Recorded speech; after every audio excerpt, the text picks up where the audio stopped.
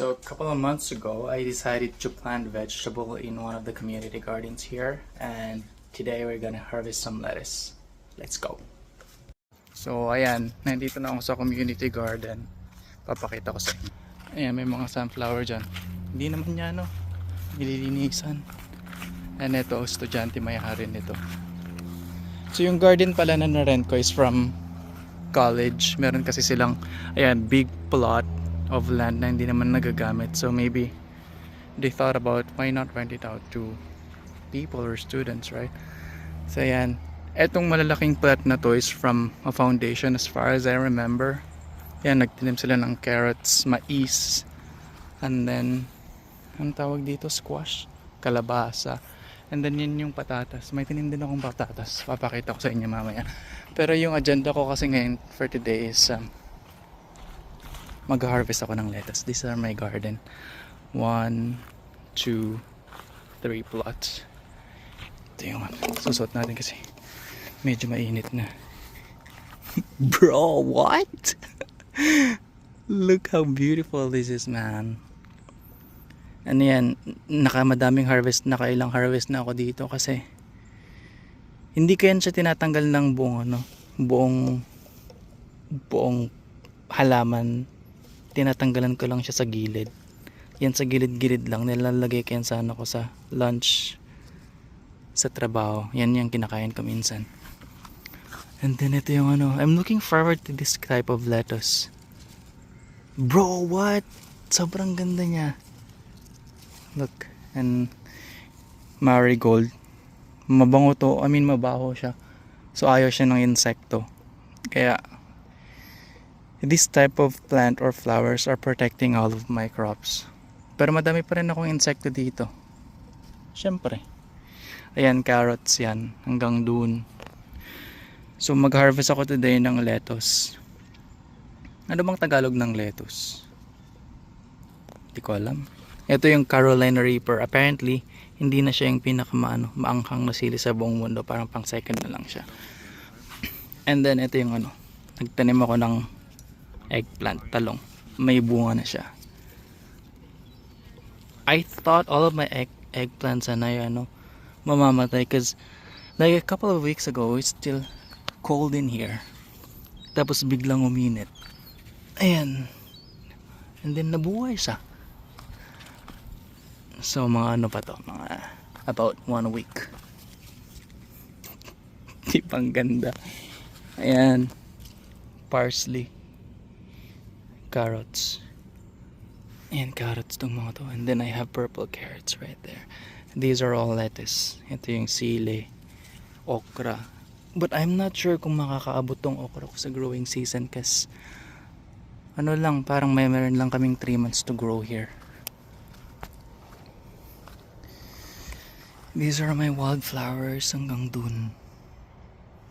Tapos ito yung sunflower ko. Naku, makikita niyo mamaya kung karaming sunflowers yung tinanim ko. And then sunflowers again. This is dill. In case hindi nyo alam kung saan siya nilalagay. Nilalagay siya sa pickles. Pickled cucumber, pang flavor. Sobrang bango nito. Grabe. Yan. Tapos ito yung mga kamatis ko hanggang doon sa harap. Ayan. Namumunga na siya. Ayan. See? Look how beauty that one is, eh? And then yan. Yan. Na siya. Mihinog na yan. Marigold lahat yan. Sobrang bango nito. Tapos bro, what? What? Yan. Isn't she beautiful? Tapos yan. Tapos may bulaklak na naman dito. Same as this one right here. And then couple of deals. Ayan, sobrang bango niya. Sunflower.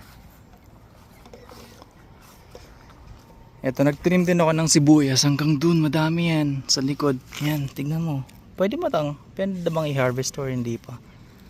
Bro, I don't have any idea. This is my first time to grow vegetables. Ito yung Isang type of lettuce, romaine lettuce yung tawag. Ito naman bulaklak. Pero the leaves and flowers are edible. Pwede mo yan makain. Nilalagay yan sa salad. So marigold, I have carrots, I have cilantro. Sobrang bango, grabe. And then ito yung harvest ko mamaya. And then dito naman is pipino. Kasi magano ako, first time kong gagawa ng pickles, cucumber. Kaya ako nagtanim ng madaming pipino. Yan, madami na yung bunga siya, maliliit. Yan o, diba? And then I'm pretty sure this is not a pickling cucumber, but different type of cucumber. Wildflowers. Man, look how beautiful this is. What? Ayan. Madami akong tininim na sibuyas. These are wildflowers hanggang dun sa dulo. And then this is my cucumber again. Dami niyang, hindi ko alam kung ano ba to.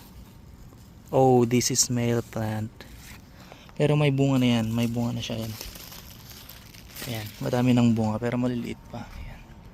And basil.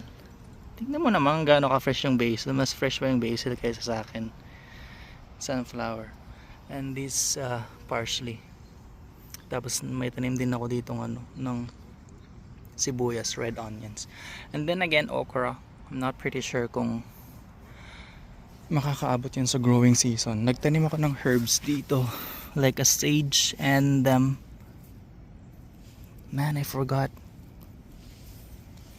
Pero yan yung basil. These are my beets. Madami yan. Beets, carrots, tsaka beets. So, titignan natin yan. Yan lahat.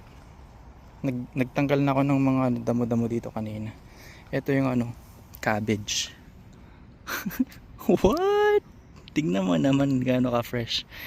Cabbage, and then these are my cauliflowers, and a bunch of marigolds. And then dito nagtinim ako dito ng radish. Yan, radish. These are all radish right here. Lilinisan ko yan mamaya. And then cucumber, broccoli. Oh shoot, wait, hold on. Fudge. May insekto, worm. So we have to like get rid of all of this. Yung type of worm na yan, gustong gusto nila yung mga brassica plants. So I have to be like careful kasi kakainin nila lahat yan in the span of time. Yan, broccoli, and then bunch of radishes right here. Actually, madami akong tinanim na radish. Hindi ko alam paano ko ito kakainin lahat. Alam nyo ba, my main purpose here to grow vegetable is to donate in a dewdrop or in a church or in a foundation.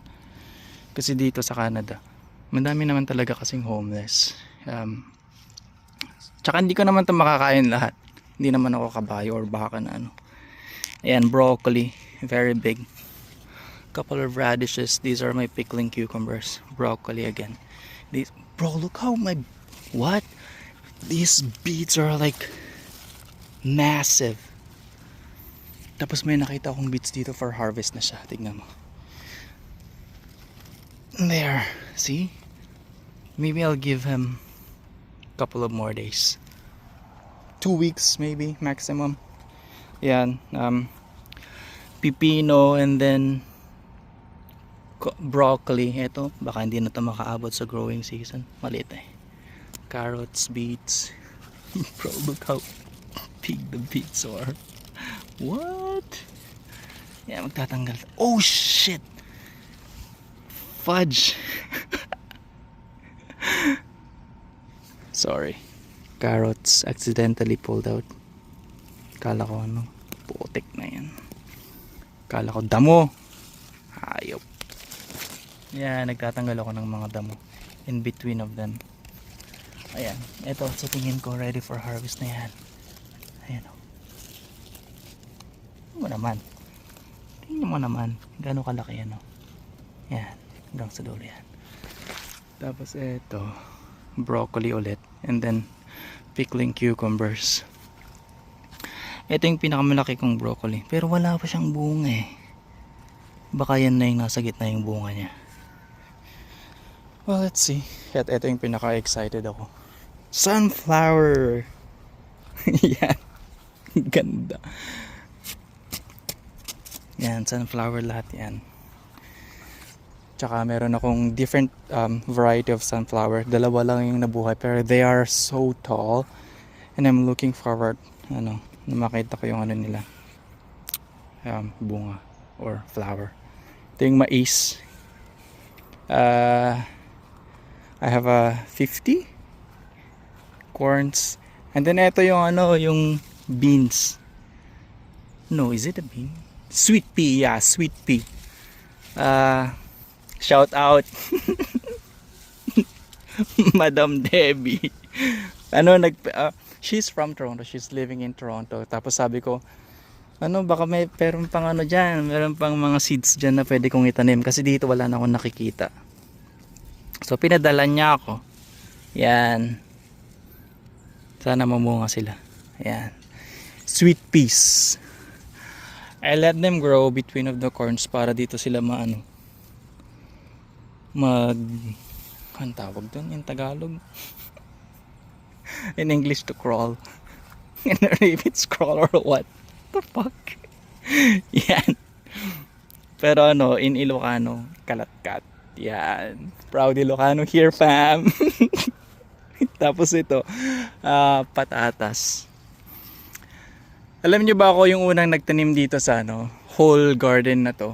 Tapos lahat ng worms and insects and mga bullshit nagpuntahan sila dito sa sa garden ko. Ayan, ito pala yung sunflower nest na sinasabi kong dalawa lang yung nabuhay. Pero tingnan mo naman, I'm 5'8". And then eto mga kalahati na siya sa akin. Ayan, sobrang laki. So I'm looking forward to these two beautiful sunflowers. Ayan, pa siya, datangkad pa siya kasi parang 3 meters yata yan. And then ayan, so balik tayo sa mga pesting busit. So lahat yan, tignan mo naman gaano kaganda yung patatas nila dyan. So lahat ng insekto nandito sila noon sa sa plot. Sa tingin ko until now meron pa rin kasi tingnan mo, may mga kumakain. But the thing is, this is a parang organic garden. So you're not allowed to like spray or whatever. Pwede kang mag-fertilize pero dapat organic fertilizer. Which I bought. Ayan, these are my zucchinis.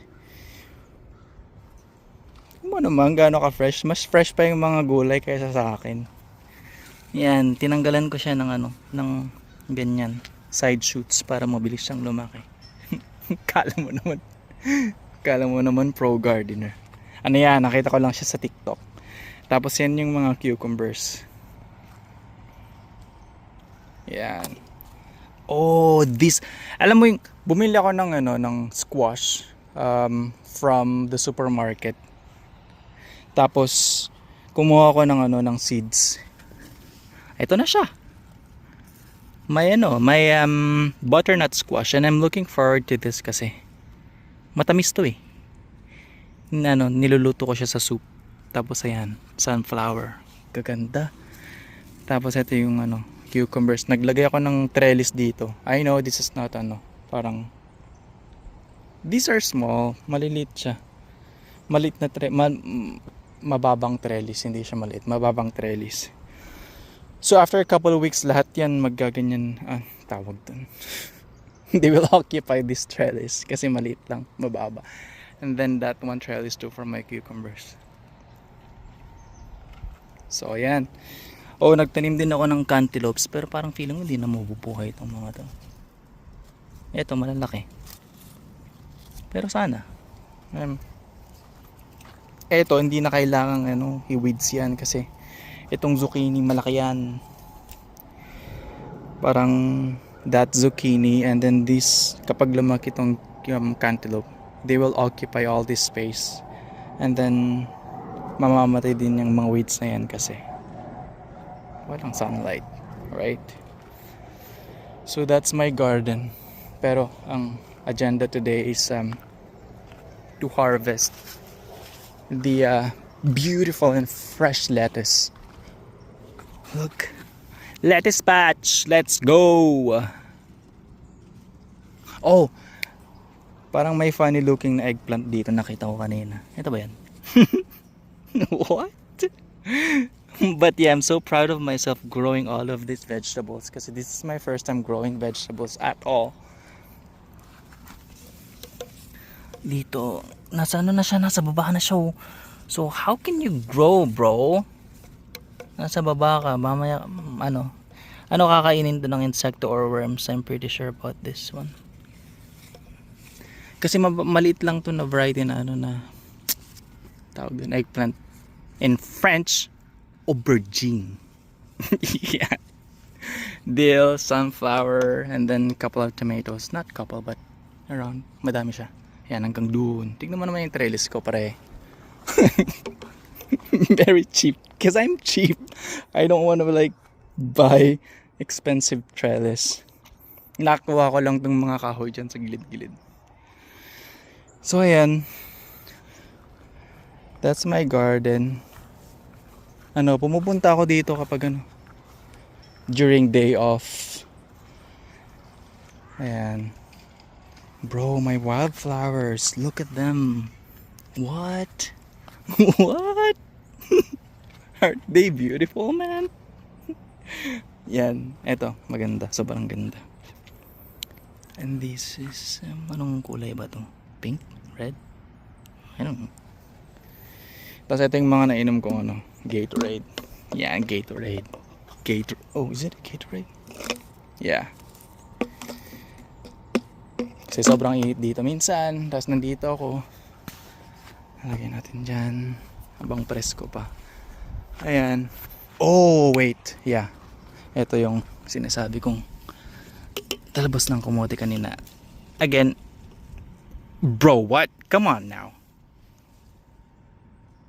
Isn't she beautiful? Right? So ito tinanim ko kahapon. Kinuhanan ko from the main plant, yung nandun kanina. Ito yan, tignan mo naman. Diba? Ang bilis lumago. Ayan, parang how can I say this in English or Tagalog? Magko-crawl yan papunta dun. Pupunta siya dun para mamatay yung mga mga weeds. Tsaka ito, wala akong nakikitang talbos ng kamote sa Thunder Bay. Oh, by the way, I'm living in Thunder Bay. Parang isa from 2 hours flight away from Toronto. So this place, peaceful. I mean, not peaceful. Oh shoot, wait, hold on. I'm not sure what's happening here, but sana this is normal. So I live in Thunder Bay for almost a year. Mag 1 year na ako this August 8. So I moved here mainly because of work. Ayan.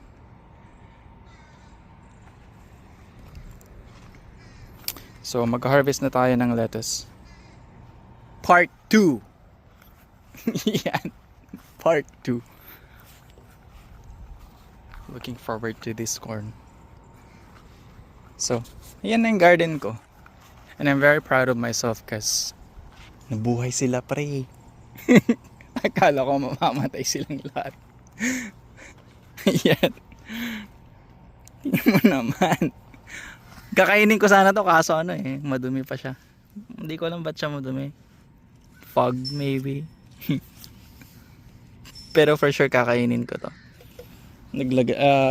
Kumuha ko ng container. Naubos ko na yung blueberries, so dito ko siya lalagay for my harvest. And then I have scissors, gunting. And then these are my gardening stuff. Yan. So, I'll see you in part 2, fam.